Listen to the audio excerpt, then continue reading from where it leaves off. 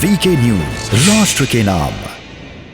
हमारे कुछ high court के फैसलों में और सुप्रीम कोर्ट से 100% मामलों में जिस तरह से हमें इंसाफ मिला है, उसमें यही कहा जा सकता है कि सुप्रीम कोर्ट ने विधाता की तरफ से जो पावर्स उनको डेलीगेट पावर्स थी, उसका सही और जायज़ इस्तेमाल किया है।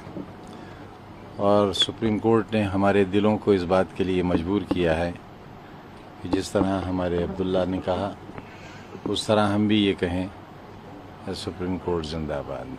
सर, परिवार आपने बहुत ज़्यादा परिवार ने सफ़र किया है इस चीज़ को लेकर के, क्योंकि 26 महीने से लगातार आप अंदर रहे हैं, परिवार लगातार जेल में भी पहुंचता रहा, लेकिन कुछ राजनीतिक दल और देखो भाई, जब कोई बड़ा मिशन सामने होगा तो मुखालिफ भी बड़ा होगा और तकलीफ भी बड़ी होगी।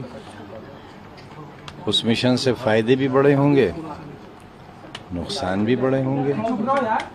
हमारा मिशन राजनीतिक नहीं था। हमने अपने 40 साल के राजनीतिक कार्यकाल में पार्टी के नेताओं के, अपने सियासी आकाओं के जूते इसलिए सीधे नहीं किए थे कि हमें अपने लिए सोने या चांदी के कंगन चाहिए थे।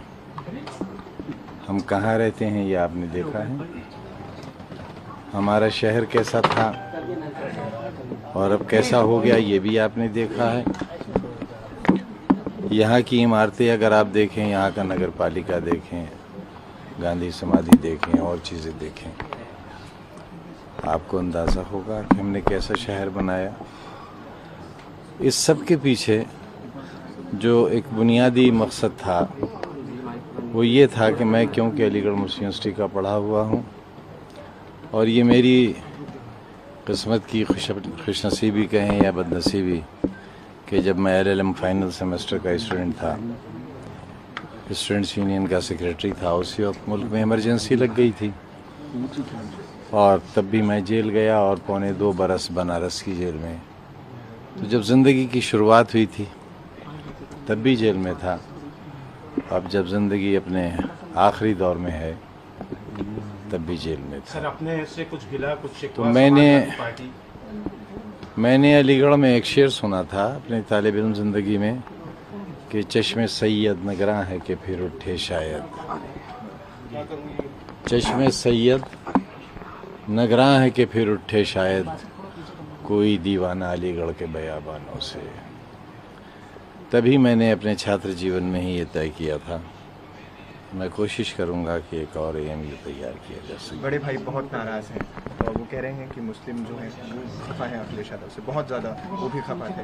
और आज उन्होंने संसद में मेरा सवाल भी था तो वो यही कहते नज़र आए कि वो आए नहीं और हमने जो यातनाएँ हमारे भाई ने झेली, हमारे परिवार ने झेली है, वो इस देश को हमेशा याद रहेगा।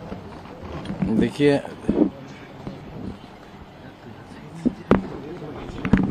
मेरी तबाहियों में मेरा अपना हाथ है। हम पर मुकदमे कायम कराने वाले लोगों में कौन लोग हैं? सबसे पहले 8 मुकदमे हम पर कायम हुए और उन्होंने ये कहा कि आज़म खान ने जबरन हमसे ज़मीनें छीन ली। उन 8 लोगों ने हम पर मुकदमे किए यहाँ सिविल कोर्ट में। उन 8 लोगों के पेमेंट चेक से किए गए थे और जो ज़मीनें 2000 रुपये बीघा की भी नहीं थी, उस वक्त हमने कम से कम 40,000 रुपया बीघा उसका दिया था। वो सारे लोग मुकदमे हार गए और हमसे लिए हुए पैसे से उनमें से बेशतर ने 2-2 हज किए। अगर 2 बीघा ज़मीन थी तो 8 बीघा ज़मीन खरीद ली। वो सारे लोग मुकदमे हार गए। उम्मीद वो ये करते थे कि हम उनके खिलाफ अब मुकदमा करेंगे, लेकिन हमने ऐसा नहीं किया। 1989 में किले में सबसे बड़ा बूथ सेंटर था, कांग्रेस की सरकार थी और यहाँ पर नवाबजादा जुल्फ़िकार अली खान साहब मेंबर पार्लियामेंट हुआ करते थे। उनके बड़े भाई मुर्सा अली खां उस वक्त जिंदा थे और उन्हें हिजाइनस का लक़ब मिला। मैं, मेरी बीवी, मेरा बड़ा बच्चा बहुत छोटा सा था और छोटा बच्चा गोद में था। मेरी तीनों बहनें वोट डालने गए थे और उस वक्त किले के एक दरवाजे से 4-5 जीपें दाखिल हुई फायरिंग करती हुई और उस वक्त के मेंबर पार्लियामेंट उनमें आगे थे और मेरे सीने पर इस तरह 7-8 तमंचे लगा दिए गए जिनमें जर्मन पिस्टल भी थे। मैं हल्के जाड़े थे, प्रिंस सूट पहने हुआ था।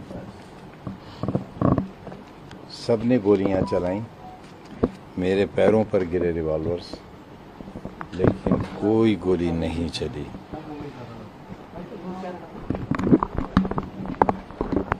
पुलिस फायरिंग हुई, कई 100 राउंड गोली चली।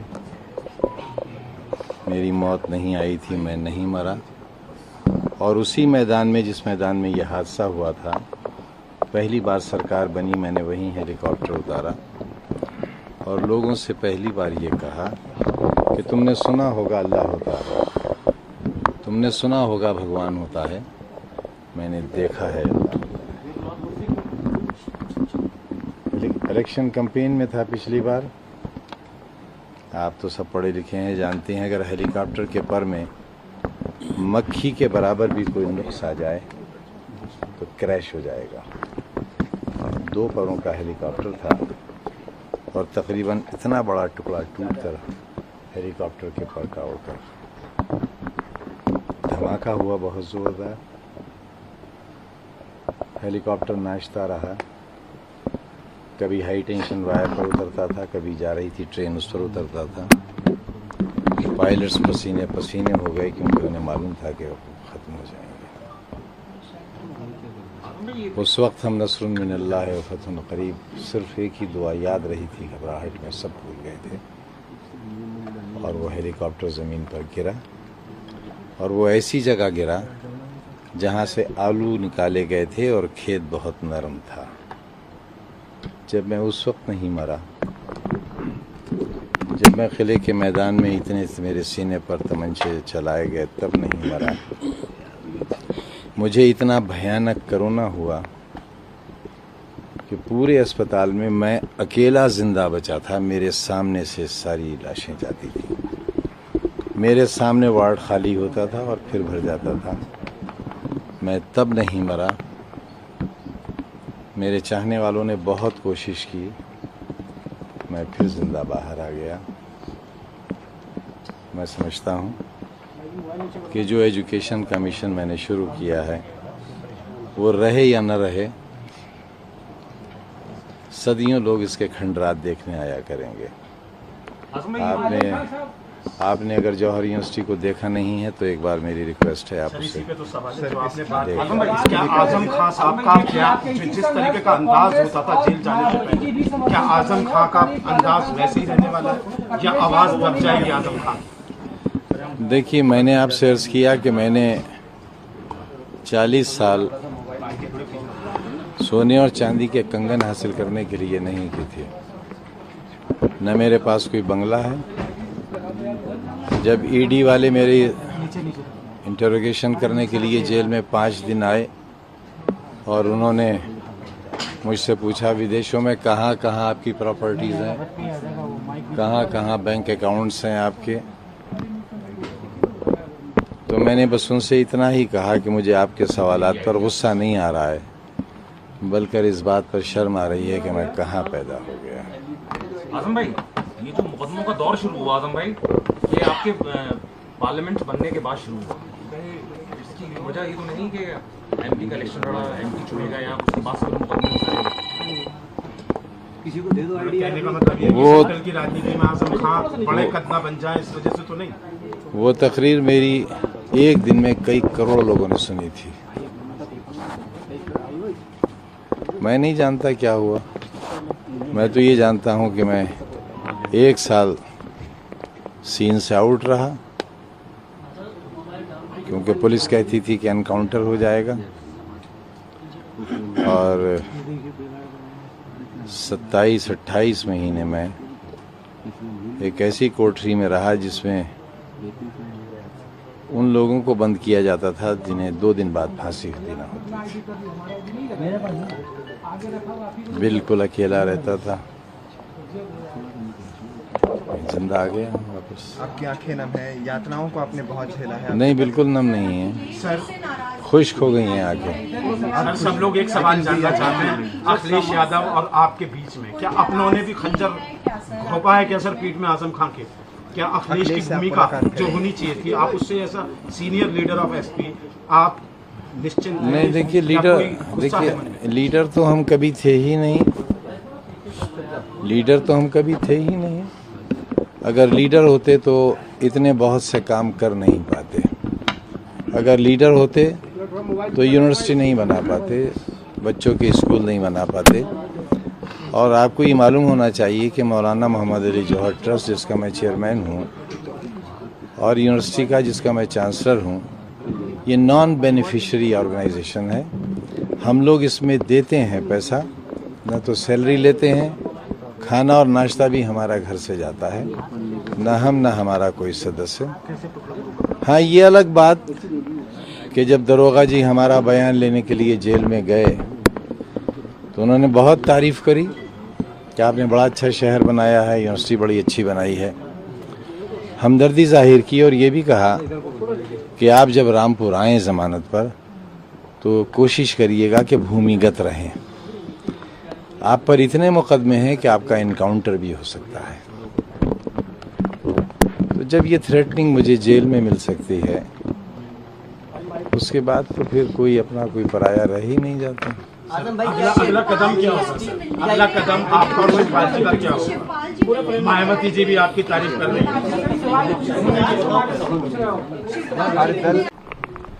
न मैं मुल्क बेचने वाला हूँ, न मैं कौम बेचने वाला हूँ। ये मैंने इमरजेंसी के वक्त भी साबित कर दिया था, और 40 साल तक शायद ही पूरे भारतवर्ष में कोई ऐसी मिसाल हो, और शायद अभी तक नहीं है, कि एक ही कॉन्स्टिट्यूंसी से कोई 11 बार जीता हो, और एक बार जब वो जेल में हो तो इतने वोट मिले हों जितने उसे बाहर रहकर भी न मिले हों। अगर पार्लियामेंट के चुनाव में भी धांधली और पुलिस की दादागिरी और डीएम साहब की इनायतें न रही होती तो मैं तकरीबन 3.5 लाख वोट से जीतता।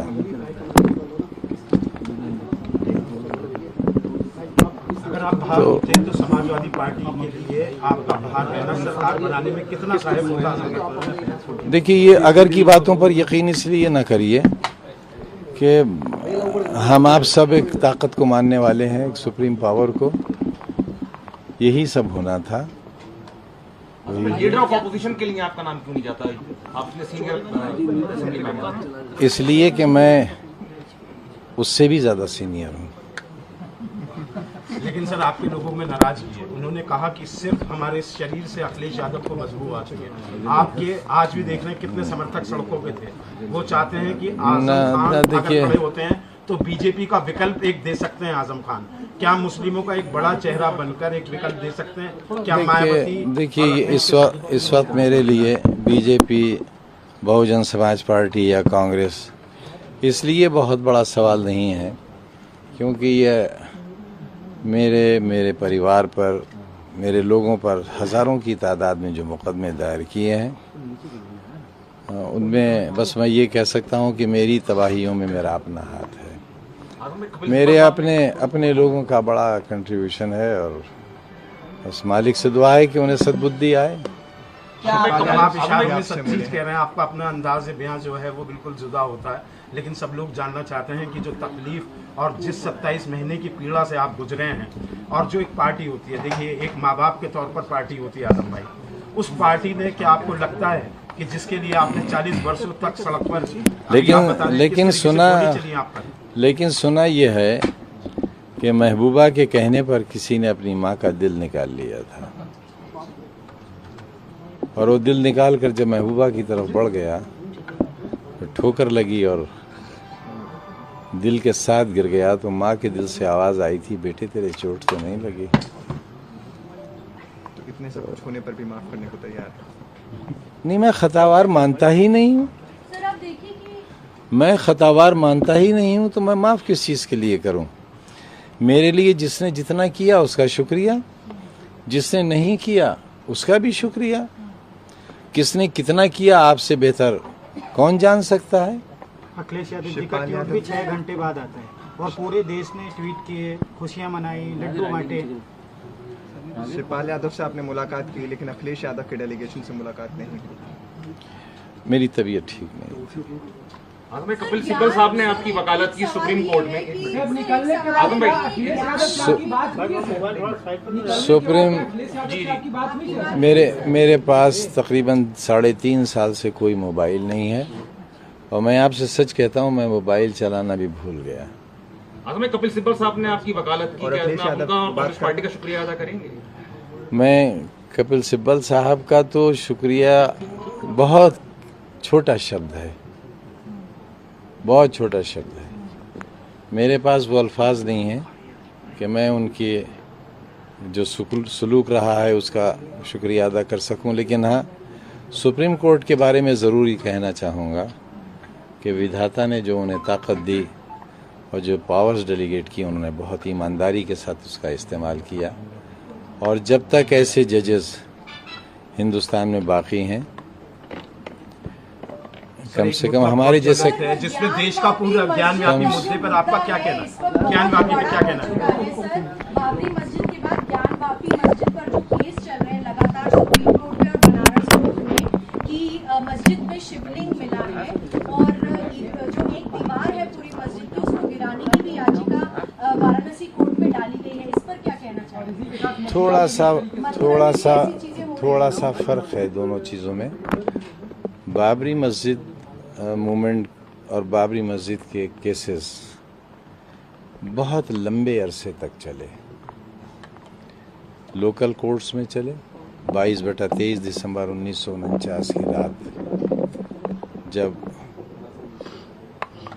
एसडीएम का एक ऑर्डर पास हुआ, उसके बाद से लेकर डिमोलिशन तक, या यूँ कहिए कि जब सुप्रीम कोर्ट के चीफ जस्टिस साहब की बेंच का फैसला आया, उस वक्त तक कई दहाइयाँ गुजर गईं। लेकिन जिन मसाजिद का जिक्र आप कर रही हैं, इनकी मुकदमों की स्पीड लोकल कोर्ट से लेकर सुप्रीम कोर्ट तक चंद दिनों में तय हो गई है। लिहाजा मैं, क्योंकि खुद भी वकालत का स्टूडेंट होने के नाते आपसे ये कहना चाहूँगा कि हमें इस स्टेज पर न सिर्फ ये कि मुझे बल्कि किसी को भी इस स्टेज पर किसी किस्म की राय इसलिए नहीं देना चाहिए कि उससे मुल्क का माहौल भी ख़राब होगा और इंसाफ पर से लोगों का भरोसा भी मुतज़लज़ल होगा। तो ये सवाल शायद अभी दुरुस्त नहीं है। आजम भाई, क्या आपको लगता है कि जौहर यूनिवर्सिटी बनाने की वजह से आप पर ये सब केस लगाए गए? हाँ, देखिए, मेरे ऊपर एक मुकदमा कायम हुआ था जब मैंने किसी के बारे में ये कहा था कि आपने अपने बच्चे और बच्चियों को कलेक्टर और एसपी की कुर्सी पर बैठा दिया, लेकिन मेरा बच्चा कहाँ है और उसका मुस्तकबिल क्या है ये मैं नहीं जानता। लिहाजा मैं ये कोशिश कर रहा हूँ कि अगर मेरा बच्चा, यानी कमज़ोरों का बच्चा, कलेक्टर और एसपी न बन सके तो डॉक्टर और इंजीनियर तो बन जाए, नर्स बन जाए, क्लर्क बन जाए, चपरासी बन जाए। लेकिन आज के हालात में मैं ये समझ रहा हूँ कि मुसलमानों को जो भी सज़ा मिल रही है उनके राइट ऑफ वोट की सज़ा मिल रही है।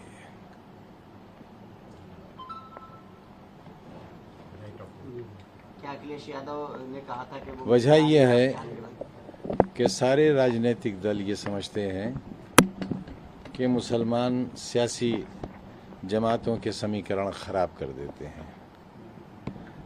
लिहाजा मैं क्योंकि पर्सनल लॉ बोर्ड ने भी इस इशू को लिया है जिसके बारे में मोहतरमा जिक्र कर रही थी, और आप, और बहुत से मामलात पर पर्सनल लॉ बोर्ड है, हमारे दीगर उलमा हैं, हमारे कई सेंटर्स हैं, जैसे बरेली का मरकज़ है, मुबारकपुर में है, देवबंद में है, नदवा है।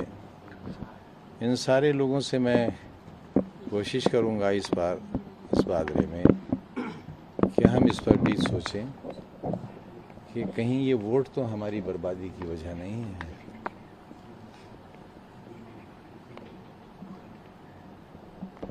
आपको लगता है शायद आप मेरा मतलब समझ सके होंगे। मुस्लिम वोटों की वजह से मुसलमानों को निशाना बनाया जाता है, आपका कहना है? मैंने कहा तो नहीं ऐसा। एक और सवाल, आप गैरहाजिरी में यहाँ सर, क्या आप चाहते हैं कि वोट का अधिकार मुसलमानों को बुलडोजर की जो राजनीति चलाई गई है, खासकर देखा गया कि उसमें मुसलमानों के कई घर और दुकानें तोड़ी गई, तो बुलडोजर की राजनीति पर आपका क्या कहना है? कोई शिकायत नहीं है। हमने तो विधानसभा में कहा था एक बार कि सिर्फ मुसलमानों पर कानून शरीयत लागू कर दिया जाए। अगर उसके रिजल्ट्स अच्छे हों तो और लोग भी सोच लें। आज रेप के मामले में जो सजाएं दी जा रही हैं वही सजाएं इस्लाम भी तजवीज़ करता है। कातिल के बारे में जो सजाएं हैं वही इस्लाम भी कहता है। सब लोगों के एक आखिरी सवाल जौहर यूनिवर्सिटी को लेकर। शिवपाल यादव जिस तरीके से आपके नजदीक हैं, शिवपाल यादव जिस उनका भी शुक्रगुजार हूँ जिनसे मैं नहीं मिल सका, उनका भी शुक्रगुजार हूँ जिन्होंने मेरे बारे में अच्छी राय बनाई, अच्छी राय कायम की। और वो इसलिए मैं शुक्रगुजार हूँ कि मैं शायद पहला वो बदनसीब शख्स हूँ पूरे चुनाव में जिसे माफियाओं की लिस्ट में नंबर 1 पर रखा गया। पहले मेरा नाम, बाद में अंसारी का नाम, क्या नाम है उनका पूरा, मुख्तार अंसारी का नाम, और तीसरा अतीक अहमद का। तो मैं आपसे भी और समाज से भी जानना चाहता हूँ कि जिस शख्स की गाड़ी से भी आज तक कोई नहीं टकराया, जिसने आज तक किसी पर हाथ नहीं उठाया, जिसके खिलाफ एक 323 का कभी मुकदमा कायम नहीं हुआ, जिसके खिलाफ जल निगम में जो मेरे ऊपर रिपोर्ट हुई, SIT बैठी, उसमें भी गबन का इल्ज़ाम या रिश्वत लेने का इल्ज़ाम नहीं है, बस ये है कि मेरा असर से काम हुआ कुछ। मुझे जब बेल मिली है तो उसमें जज साहब ने बेल में कहा है कि जिस व्यक्ति के खिलाफ कोई एविडेंस नहीं है उसे 2 साल से जेल में कैसे रखे हुए हैं। तो और आपको मालूम होगा सुप्रीम कोर्ट के जज साहब ने भी, मैं उनका यकीनन एहसानमंद हूँ, उन्होंने भी ये कहा कि 1-2 मुकदमे तो सही हो सकते हैं लेकिन 80 मुकदमे किसी पर सही नहीं हो सकते। और असम में बाई इलेक्शन में जलवा बरकरार रहेगा इंशाल्लाह आपका आने वाले पार्लियामेंट में? अभी तो भाई मैं कुछ नहीं कह सकता क्योंकि मैं तो लड़ूंगा नहीं, और सेहत भी मेरी अभी ऐसी नहीं है कि मैं बहुत भाग दौड़ कर सकूं, क्योंकि जो कुछ हमारे साथ जेल में हुआ है वो आपको हमारी शक्ल से नजर आ रहा होगा। सर सवाल वही खड़ा और समझ आपका वही रहेगा पूरा, और समझ आज भी ये नहीं आती कि आखिर आज की सरकार को या सरकार की जो पार्टी है उसको हमसे इतनी घृणा की वजह क्या है, आज तक ये नहीं समझ सके। अब असेंबली में सामना होगा, हम भाई पूछेंगे इस घटना की वजह, जोगी से सवाल करेंगे, कम से कम जानने की कोशिश करूंगा। कुछ हासिल नहीं है। मैं भाई ऑर्डिनरी कैदी था, कच्ची दाल के पानी से रोटी मिलती थी खाने को, दाल नहीं होती थी उसमें, सिर्फ पानी होता।